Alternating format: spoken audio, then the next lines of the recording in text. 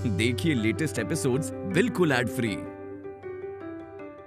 Bharat Ratna doctor Bhimrao Ambedkar को कोटि कोटि नमन। ये कार्यक्रम डॉक्टर भीमराव अंबेडकर के जीवन पर आधारित है, जहां भारत की जनता के प्रति उनके योगदानों को पूरी सजगता से चित्रित और रेखांकित करने का प्रयास है। कार्यक्रम में दिखाई गई घटनाएं लब्ध प्रतिष्ठ पुस्तकों से ली गई हैं। इस कार्यक्रम के जरिए चैनल की ओर से एक विश्वसनीय, सजग और सकारात्मक प्रयास है कि डॉक्टर बाबा साहेब भीमराव अंबेडकर के जीवन की संघर्ष यात्रा एवं गौरव गाथा पूरे आदर के साथ घर घर पहुंचे और उनके योगदानों से सभी संपूर्णता में परिचित और आह्लादित हों।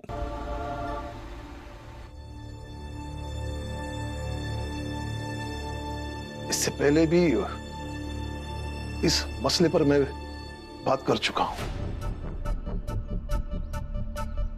लेकिन मुझे ऐसा लगता है कि आप लोगों को कुछ समझ में नहीं आया, इसलिए आपको अब साफ साफ समझाता हूं और सबको समझाता हूं। मेरा रमा, जरा अंदर आना। क्या हुआ भैया? बताता हूं। क्या है ना जीजा भाई, एक ही सवाल अगर बार बार पूछा जाए तो उसके दो उपाय होते हैं। पहला कि उसे अच्छी तरह से समझाया जाए, और दूसरा कि उस सवाल को जड़ से ही खत्म किया जाए। तो मैं पहले समझाने की कोशिश करता हूं। तुम सब लोग मेरी उम्र देखो। अभी मेरी उम्र इतनी हो गई है कि मेरे बच्चों के बच्चे होने का समय है। इस उम्र में मुझे पोते पोतियों में खेलने का सपना देखना चाहिए, चाहिए ना? क्या इस उम्र में मैं बच्चा गोद लेने के बारे में सोचूं?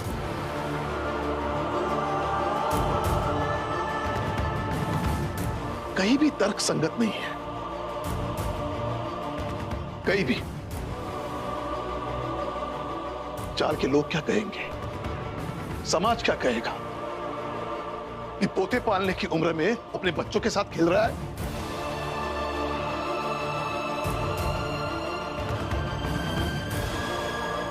भाई, बच्चे की इतनी ही तड़प है ना, तो अपने नाते पोते के साथ भी पूरी कर सकती है। मेरी मानो तो इन्हीं बच्चों में एक अपना बच्चा ढूंढना, उन पर अपनी सारी ममता खर्च करना। क्या है ना जीजा भाई, ये तो मानने वाली बात है। अगर किसी को औलाद मान लो तो औलाद, नहीं तो आप मुझे समझाओगे और मैं समझ लूंगी। पहले मेरी पूरी बात तो सुन लो। दूसरा उपाय यह है कि उस सवाल को ही खत्म किया जाए।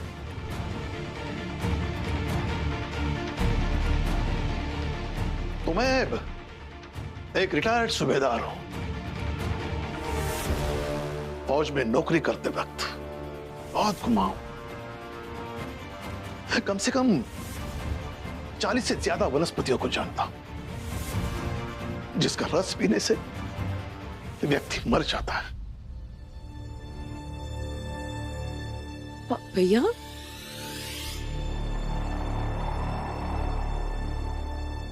अगर मैं ही नहीं रहूंगा तो सवाल ही नहीं रहेगा।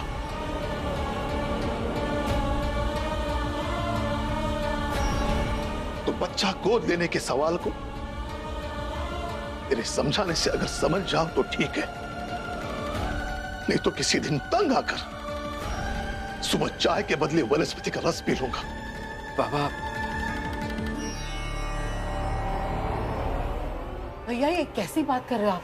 मेरा इसके सिवा इस घर में किसी और तरीके से की गई बात समझ में आती है क्या?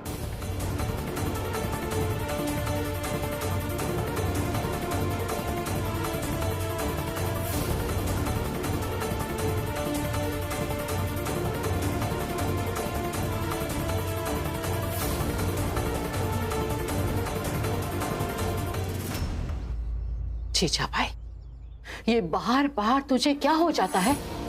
पहले खुद कह रही थी कि भीम ने बच्चा गोद लेने की बात करके तेरे और भैया के रिश्ते को तोड़ना चाहा।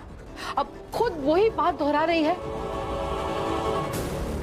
पहले सोच, मन में विचार कर और फिर बोल कि तुझे क्या करना है।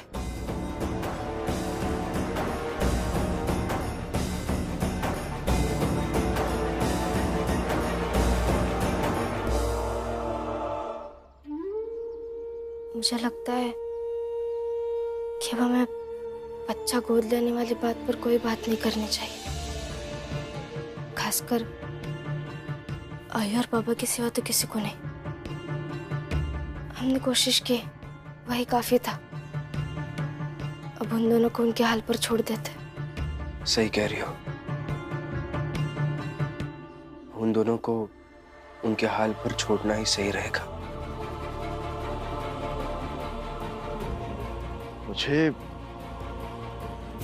मुझे बच्चों के सामने जहर पीकर मरने वाली बात नहीं करनी चाहिए थी, लेकिन मेरे पास दूसरा कोई तरीका भी नहीं था। जीजा भाई सुनती कहाँ है? सिर्फ सुनाने के लिए लाए हो ब्याह के?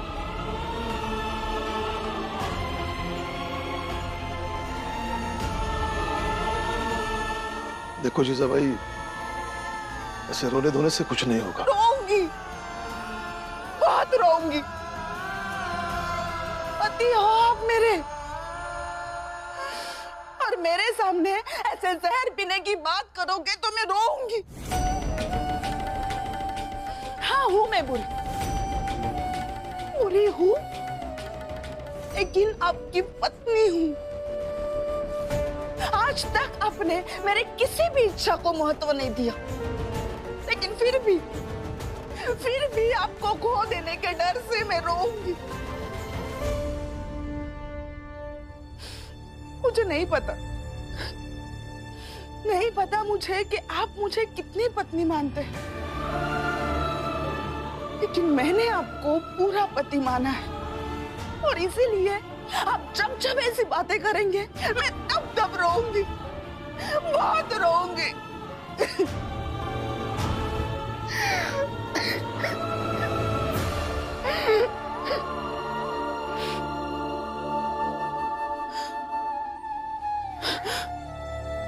कैसे है ना, बहू बेटा भाई बहन सब रिश्तों की समझ है आपको, बस एक पति पत्नी के रिश्ते की समझ नहीं है। सामने पत्नी खड़ी रो रही है और आप उसके आंसू भी नहीं पोंछ सकते। ठीक है, अंदर जाती हूँ, अकेली में रो लेती हूँ।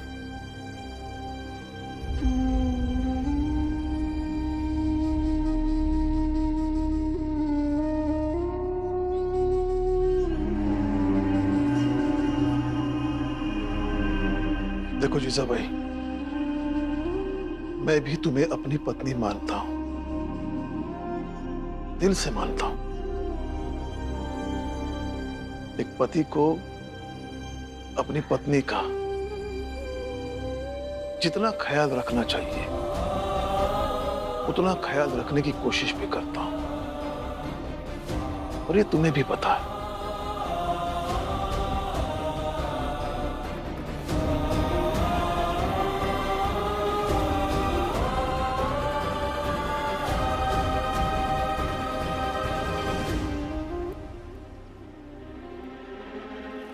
आज हमारा जीवन बदलने वाला है।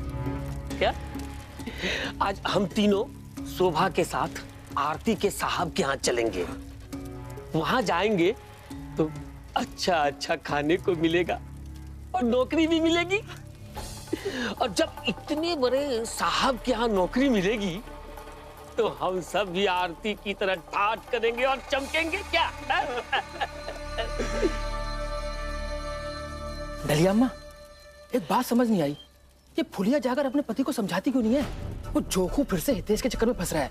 अरे समझाया उसने, मेरी बात हुई तो कहने लगी कि रात भर समझाया उसने जोखू को, लेकिन इसके ऊपर कोई फर्क नहीं पड़ा। इसकी आदत नहीं जानते हो, इसीलिए तो बेचारी नीचे नहीं आ रही है।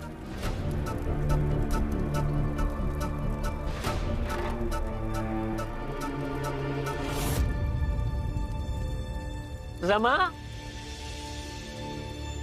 अरे भीमराव सो रहा है क्या?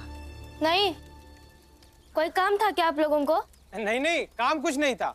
बस भीम को बता देना कि हम सब आज अंग्रेज के यहाँ नौकरी करने जाएंगे और वहाँ जात भेद भी नहीं होगा, तो खूब पैसे कमाएंगे और ये देखकर भीमराव परेशान हो जाएगा।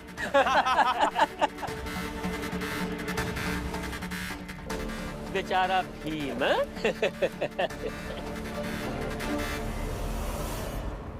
वो क्यों परेशान होंगे? वो तो यही चाहता है कि आप सब खुश रहे, पैसे कमाए। हाँ,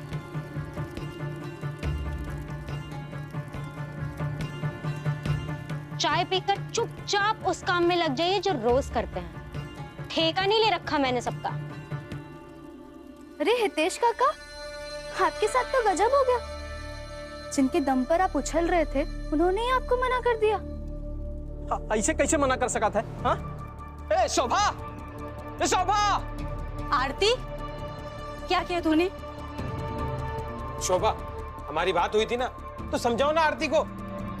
और वैसे भी आरती, हमने तुम्हारी कितनी मदद की ताकि तुम भीमराव से बड़ी बन सको, और अगर तुम हम लोगों को नौकरी दिलवा दोगी तो तुम तो खुद ब खुद बड़ी बन जाओगी। सोचो।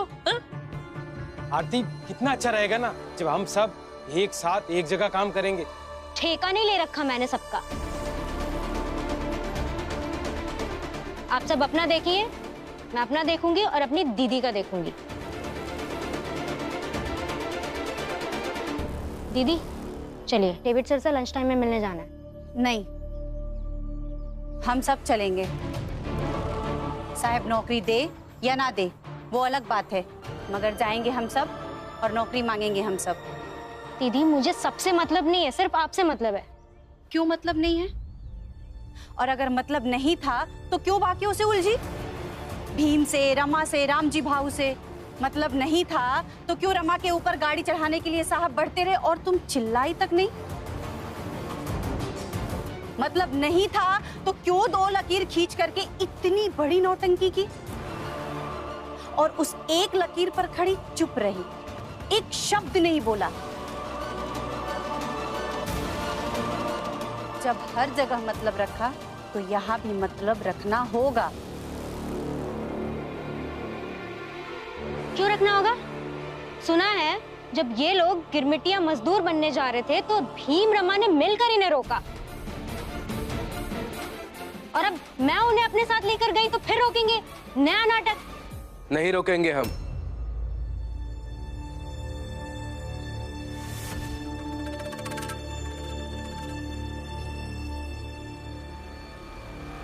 नहीं रोकेंगे हम, और हमने इन लोगों को काम करने से कभी रोका भी नहीं। गिरमिटिया मजदूर बनने जा रहे थे तब इसलिए रोका क्योंकि वैसा करने से ये हमसे दूर चले जाते, और फिर वहां जाकर इन्हें कुछ हो जाता तो मैं कुछ नहीं कर पाता। यहाँ तो मैं कभी भी इन सब के साथ खड़ा हो सकता हूँ। आप इन लोगों को अच्छे काम पर लगा रही हो, इस बात की तो खुशी होगी हमें। लो, अब भीम ने भी हाँ कर दी, तो अब चलो चलते हैं। ठीक है चलिए। डेविड सर सुबह से दीदी के आने का इंतजार कर रहे हैं, पर अब जब उन्हें पता चलेगा कि दीदी के साथ और 3 लोग आ गए तो पता नहीं क्या करेंगे, क्या कहेंगे। अरे वो सब बाद में देख लेंगे, पहले अभी चलो। चल। हाँ चलो चलो चलो।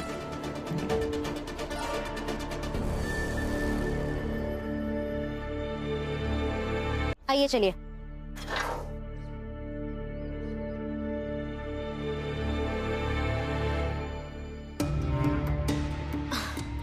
आप लोग सब यही रहिए, मैं डेविड सर से बात करती हूँ, फिर बुलाऊंगी तो अपनी अपनी चप्पल खोल के आ जाइएगा। हाँ। बाप रे, कितना सुंदर घर है, कैसा चमक रहा है। और हितेश भाऊ, ये अंग्रेज लोगों का घर इतना चमकत है तो दिल कितना चमकत होएगा। सर यहाँ साइन करना है। Good afternoon sir. सर आपसे दीदी की नौकरी के लिए बात की थी, वो बाहर दरवाजे पे खड़ी हैं, बुलाऊं? बुलाओ। सर यहाँ पर आ जाइए साहब। चलो, बुलावा आ गया ना। हाँ।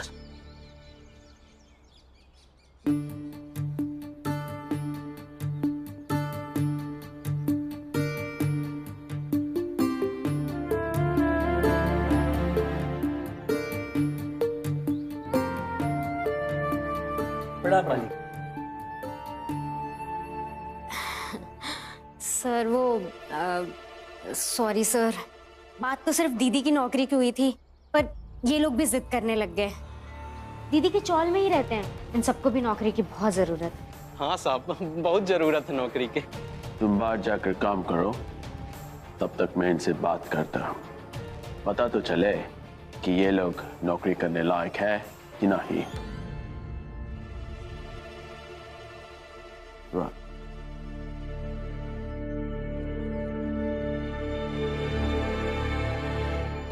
साहब, आप लोग के यहाँ तो वो जात पात का तो भेदभाव है नहीं। बड़ी उम्मीद लेकर के आए हैं कि आपके यहाँ नौकरी मिल जाए। पता नहीं इस घर में कितने छोटी जाति वाले काम करेंगे। क्या कहा? Nothing sir, it's okay.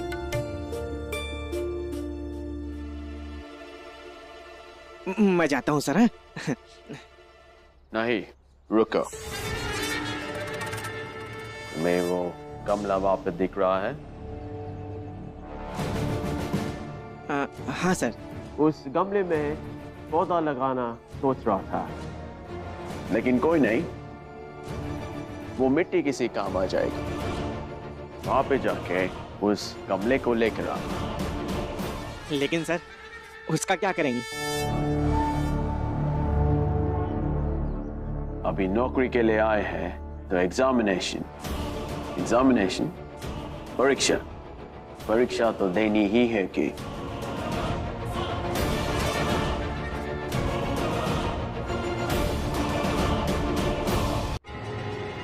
जितना कहा है उतना करो। जी। जाके लेकर आ। जी। Do as I say. लेकिन साहब, गमले की मिट्टी से कैसी परीक्षा? जल्द ही पता चल जाएगा। बैठो। सुना नहीं? बैठो। आप ही।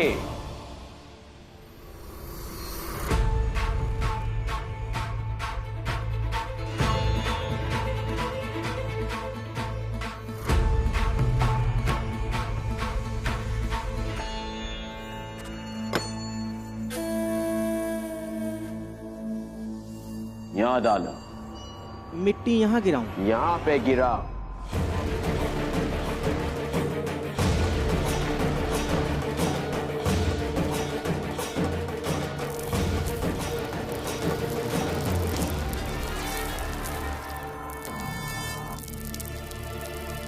मैं सही कह रही हूँ, आरती जी झूठ बोल रही है।